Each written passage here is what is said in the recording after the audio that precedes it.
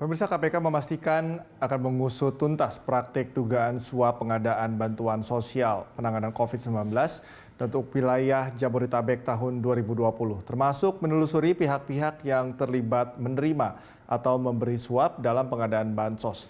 Untuk mengetahui informasi terkini, kita bergabung dengan reporter Nadia Hutagalung dan juru kamera Muhammad Reza dari Gedung KPK Jakarta Selatan.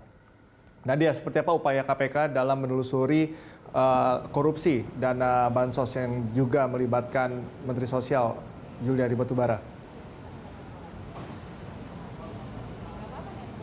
Iya Cikal dan juga pemirsa, untuk update terakhir atau informasi terakhir yang disampaikan oleh Ketua KPK Firly Bahuri menyatakan saat ini pihaknya akan melakukan penelusuran lebih lanjut terkait dengan aliran dana suap yang diterima oleh mantan Menteri Sosial Juliari Batubara sebesar 17 miliar rupiah yang diterima dari perusahaan swasta yang menggarap pengadaan ataupun juga penyaluran bansos untuk penanganan pandemi COVID-19.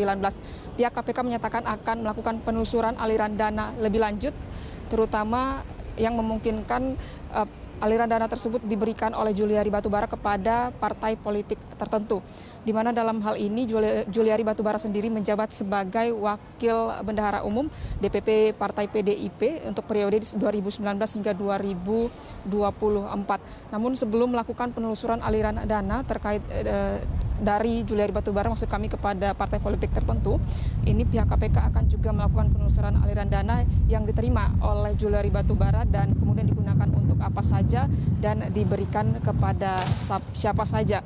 Dan untuk mengetahui hal tersebut, ini pihak KPK akan terus melakukan untuk pemanggilan saksi.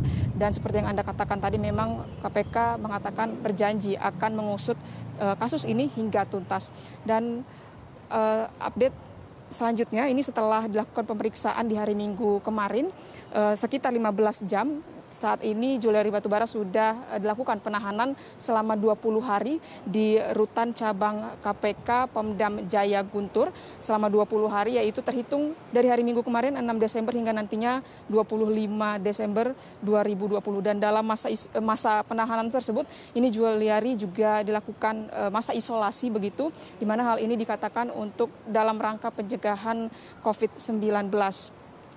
Dan selanjutnya Cikal yang tentu juga ditunggu-tunggu oleh publik, yaitu adalah apakah memang kasus ini bisa dilakukan dengan atau diterapkan dengan tindak pidana hukuman mati sesuai dengan pasal 2 Undang-Undang Nomor 31 tahun 2000, maksud kami tahun 1999, di mana untuk saat ini berdasarkan informasi yang kami dapatkan, pihak KPK juga akan melakukan penelusuran atau pendalaman terkait kasus ini apakah memang bisa dilakukan atau diterapkan tindak pidana hukuman mati.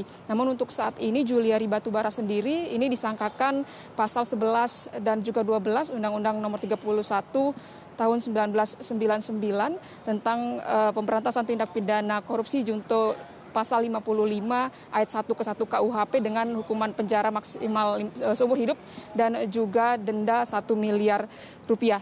Jika berdasarkan dari pasal 2 nomor Pasal 2 Undang-Undang 31, maksud kami ini memang dikatakan bisa saja dikenakan tindak pidana hukuman mati apabila melakukan kasus korupsi dalam kondisi tertentu, yaitu adalah dalam kondisi bencana alam nasional ataupun juga pengulangan kasus korupsi serta juga negara dalam kondisi krisis moneter ataupun krisis ekonomi. Adapun untuk penetapan status pandemi COVID-19 sendiri, Presiden Joko Widodo menetapkan pandemi sebagai keadaan bencana non-alam yang tertuang dalam Kepres nomor 12 tahun 2020. Selanjutnya Presiden Joko Widodo juga telah menunjuk Menteri Koordinator Bidang Pembangunan Manusia dan Kebudayaan Muhadjir Effendi untuk menggantikan sementara waktu posisi Juliari Batubara sebagai Menteri Sosial. Dan menanggapi hal ini juga Presiden Joko Widodo mengatakan bahwasanya tidak akan membela sedikit pun terkait dengan orang-orang yang terkait dengan kasus korupsi yang terjadi saat ini. Cikal, sementara kembali ke Anda di studio. Nadia, lalu bagaimana kemungkinan adanya tersangka baru dalam kasus ini?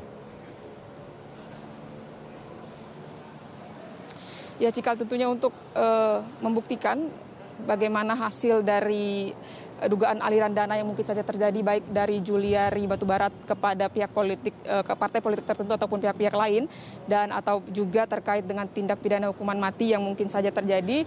KPK memang akan memanggil sejumlah saksi yang mungkin juga akan naik tingkat menjadi tersangka ataupun juga menetapkan tersangka-tersangka baru dalam kasus ini. Namun untuk sejauh ini tersangka yang sudah ditetapkan adalah sebanyak 5 orang, di mana 3 orang ini ditetapkan sebagai penerima suap, yaitu Juliari Batubara dan juga 2 pejabat Kemensos lainnya, yaitu Adi Wahyono dan juga Matius Joko. Selanjutnya sebagai pemberi suap adalah pihak swasta, yaitu adalah Ardian dan juga Hari. Dan di mana mereka juga sudah ditahan di sejumlah rutan cabang KPK.